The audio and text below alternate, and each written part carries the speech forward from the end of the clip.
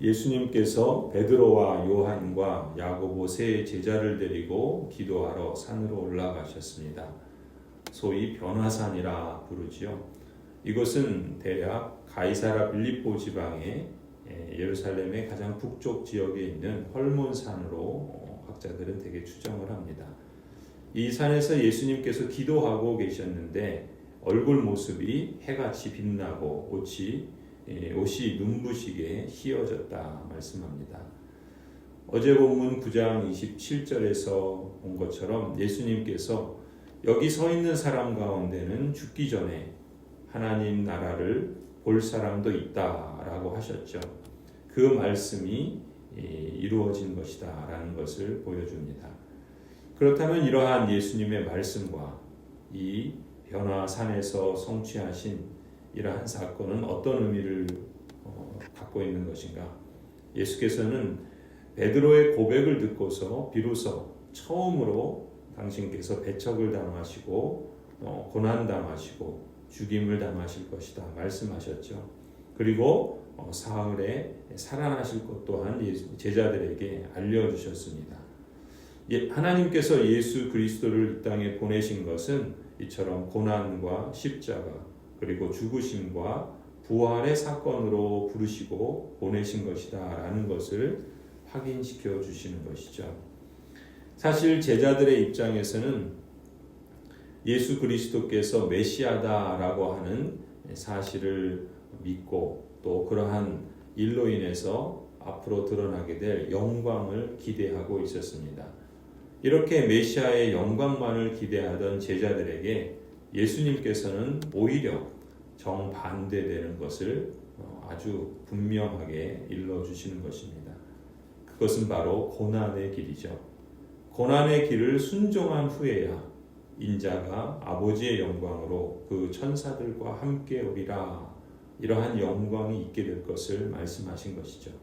그리고 나서 그러한 영광이 얼마나 찬란한 영광인가를 확증해 주신 사건이 오늘 본문에 이 변화산 변모하신 그러한 모습이라고 할 수 있습니다. 그렇습니다. 하나님의 나라는 고난과 죽음을 통해서 열립니다. 그리고 영광으로 마무리되죠. 제자들에게 일찍이 예수님께서 자기를 부인하고 자기 십자가를 지고 따라야 한다라고 말씀하셨던 것처럼 예수 그리스도의 제자로서 또한 하나님 나라의 시민으로서 우리가 이 땅에서 걸어가야 할 삶의 여정도 전체적으로 보면 이러한 과정이라고 말할 수 있습니다. 고난과 죽음을 통해서 열린 하나님의 나라, 그러한 여정은 영광으로 마무리된다라는 것이죠. 변화산에서 두 사람이 나타나죠. 모세와 엘리야입니다. 모세와 엘리야는 구약에 보면은 예수님처럼 산에서 하나님을 만난 대표적인 사람들이라고 할 수 있습니다. 모세는 율법을 대표하고 엘리야는 선지자들을 대표하는 그러한 존재이죠. 그래서 구약을 말할 때 흔히 모세와 엘리야다라고 이렇게 요약해서 말하기도 합니다. 이 두 사람의 공통점은 하나님을 산에서 만난다라는 것이죠.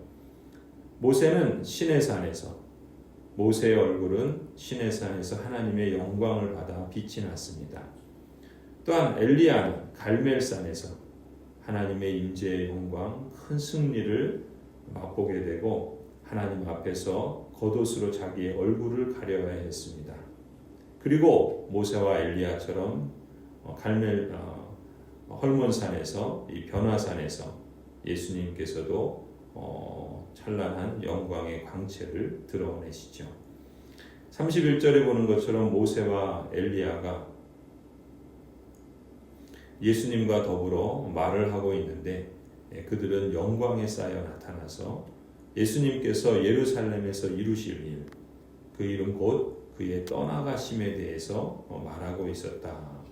누가는 기록을 합니다.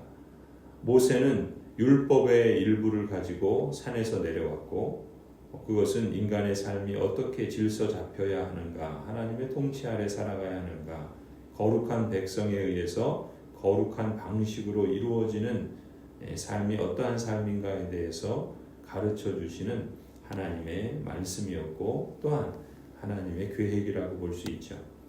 또한 엘리야도 역시 마찬가지입니다. 산에서 하나님의 언약 백성의 신실하지 못함, 이스라엘의 모든 백성이 다 하나같이 바알과 아세라를 쫓고 있을 때 하나님의 언약 백성의 이 신실하지 못함을 슬퍼하며 탄식하고 있다가 그러한 불충 앞에서도 하나님은 여전히 일하시고 또 바알에게 무릎 꿇지 않은 자들을 두고 계시며 하나님의 뜻은 계속해서 이루어질 것이다 라는 확신을 이 산에서 얻게 되지요.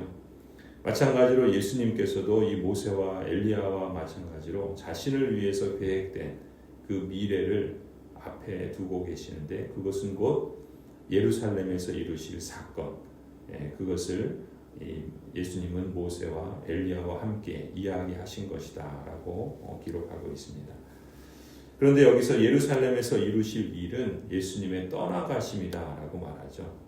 그것은 우리가 생각하는 것처럼 예수님의 십자가 죽음을 의미합니다. 이 떠나가심에 대해서 헬라어 성경에 보면은 이 떠나가심이라는 단어를 엑소도스라고 그렇게 표현을 합니다. 이 엑소도스라는 말은 바로 출애굽이 엑소도스죠. 바로 예수님의 출애굽에 대해서, 예수님의 엑소도스에 대해서 말하고 있습니다. 다시 말하면 예수님께서 십자가에서 죽으시는 사건은 모세가 히브리 민족을 출애굽하는 사건과 연결되어진다라는 것입니다. 예수님께서는 하나님의 백성들을 출애굽시키는 메시아이신 것이죠. 그들과 새 언약을 맺으시고 새 이스라엘을 세우실 모세와 같은 선지자, 바로 그분이 예수 그리스도다라는 그러한 사실을 보여주는 사건이 오늘 본문입니다. 그런 점에서 예수님은 분명 영광의 왕이시죠. 그리고 그 영광을 이루시기 위해서는 무엇보다 먼저 걸어가야 할 고난의 길, 그리고 십자가 죽음의 길이 있다라는 것을 다시 한번 제자들에게 확인시켜 주십니다. 예수님께서는 제자들도 예수님이 걸어가신 길을 가야 하리라 라는 사실을 암시하고 있는 것입니다. 제자들이 주저하고 있고 두려워하고 있는 이 현실에 자꾸 안주하려는 그 마음을 아시기 때문에 그들의 눈을 열어서 미리 보여주신 것이죠. 변화산 사건을 통해서 예수 그리스도의 영광이 얼마나 찬란하고 아름다운지를 보여주십니다. 그러나 그 영광이 반드시 떠나가심을 통해서, 출애굽 사건을 통해서, 그리고 그 사건은 곧 십자가의 죽음이라는 그러한 고난과 죽음을 통해서 도달하게 된다라는 것을 말씀하시는 것이죠. 그 영광은 반드시 온다라고 하는 확증이 이 본문의 의미라고 할 수 있습니다. 우리에게도 예수 그리스도의 십자가의 죽음을 통해서 하나님의 생명이 주어졌습니다. 그리고 우리는 예수 그리스도께서 고난과 죽음심의 길을 걸어가는 것처럼 이 세상 속에서 십자가의 짐, 우리 자신의 십자가를 지고 죽음의 길을 걸어가야 한다라고 말씀합니다.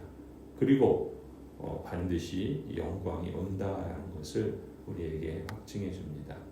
그 영광이 우리 앞에 있다라는 것을 우리가 선명하게 기억하고, 그러나 오늘 걸어야 하는 고난의 길이라 할지라도 그 길을 견디며 선한 소망을 잃지 말라고 주님께서 우리를 토닥여 주시는 그런 느낌입니다. 성도 여러분, 오늘 만나는 어려움이 꼭 우리에게 다양한 방식으로 찾아올지 모르겠습니다. 그러나 그 길이 그저 고통만의 길은 아니라는 것을 우리가 기억했으면 좋겠습니다.